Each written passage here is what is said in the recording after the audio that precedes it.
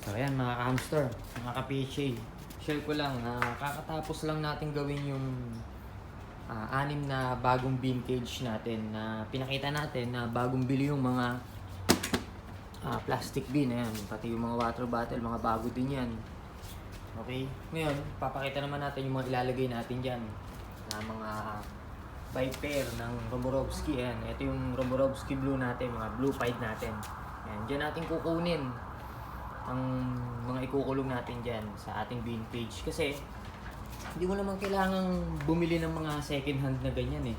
Tsaka bumili ng kung marami ka talagang hamster, bakit ka pa magba-buy and sell, di ba?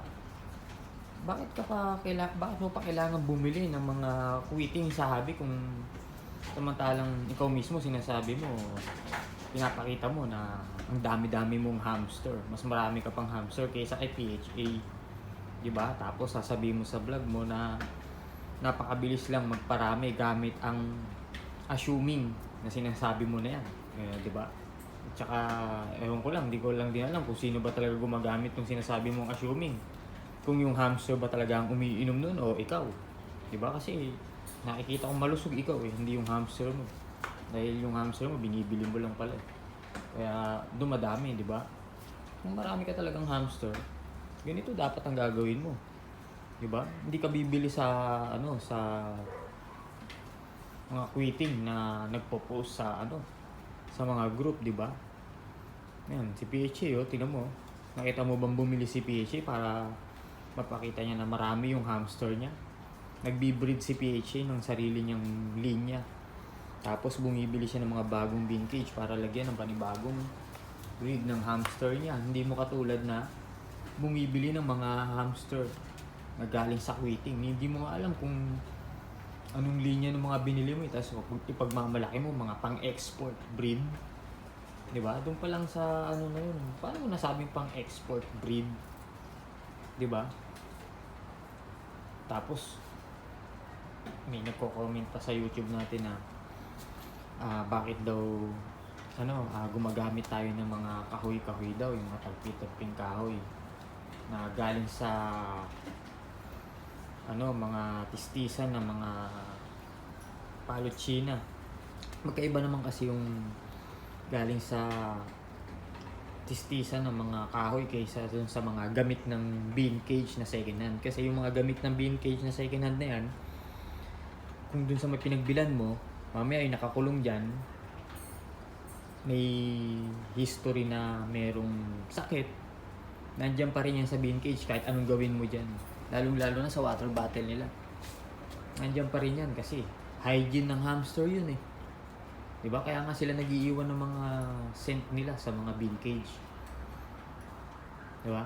Doon pa lang, ekis na gawain sa hobby yan, diba? Okay lang kung yung bean cage na yan sa'yo na luma na talagang sa sobrang tagal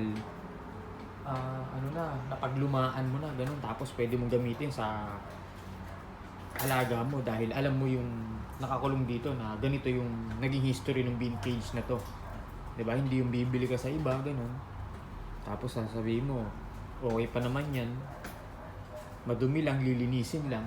Hindi yun yung doon eh, yung point doon eh. Ang point kasi doon, yung hamster na ikinukulong mo. Okay?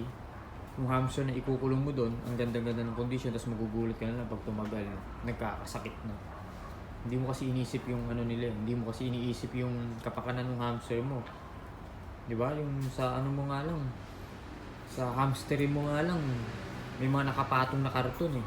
Dahil sa init pagdating ng tanghali, 'di ba? Kasi walang kisame. Mainit sa lugar kung nasa yung hamster mo, 'di ba? Yun, syempre hindi mo papakita pagka may na heat stroke na hamster mo, hindi mo kasi kasiraan mo yun eh. 'Di ba? So, kawawa lang yung hamster mo, nagsasuffer sa init. Nilalagyan mo lang ng karton sa ibabaw para mabawasan yung init. Pero hindi mo alam, kahit na may karton yan, yung essence pa rin ng kapaligiran mo, mainit, talagang ma-absorb pa rin ng ating hamster yan. Lakas-lakas nga ng pakiramdam yan eh. Diba? Kaya bago ka ano, bago mo silipan si PHA, tignan mo muna yung sarili mo kung walang masisilip si PHA, dahil pag si PHA na ang sumilip, baka mamaya mas malala pa pala yung mga ginagawa nyo, di ba? So, paano? Ayan, no? Pago lahat yan. Di ba? Pampas langit si PHA, walang pambili. Di ba? Ito po, yung iba, di pa tapos, oh. Di ba? Yan, sinasabi ko sa'yo, eh. Nabili ka sa second hand, eh. Di ba? So, mga ka-PHA, ingat-ingat na lang, okay, maniniwala sa mga picture na sinasabi, ha.